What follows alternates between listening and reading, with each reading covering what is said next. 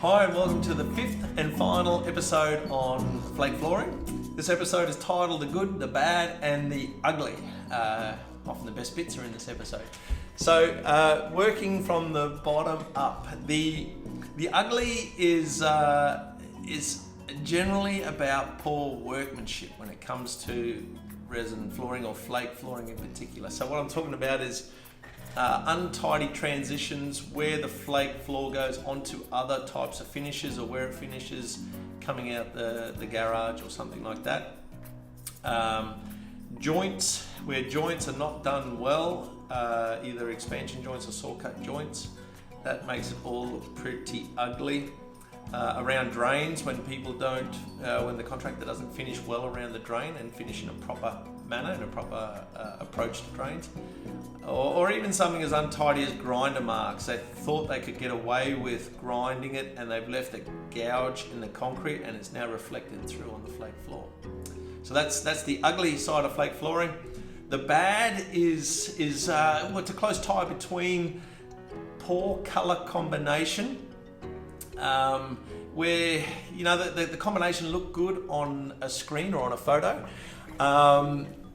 or on paper on the pamphlet, but it looked really ordinary when it was in situ with respect to your decor. So just to combat that point, what you want to do is ask for a hard sample that you can lay down and stand back and look at and really get perspective on what it's going to look like. That'll save you that color combination problem.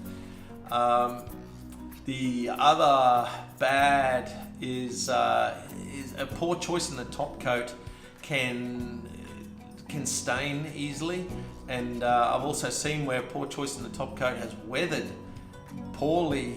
It started to discolor, and even in some cases it wasn't even exposed to direct UV. So they're the things that can make your flake flooring look bad.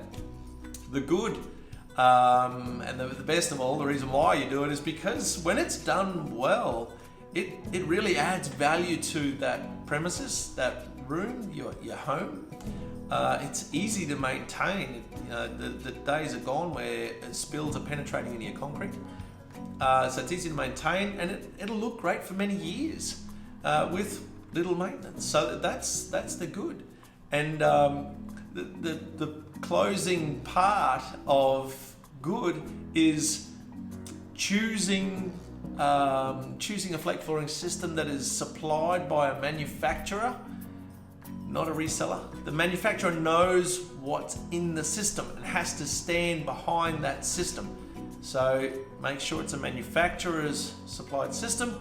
And also when it comes to looking at the contractor, the installer doing the work, look at the quantity of reviews. Don't just rely on a handful of reviews, but look at the quantity of reviews and the quality of reviews. How did they treat their past clients? And those two are going to help you a lot to make sure that you end up with the good and not the bad or the ugly.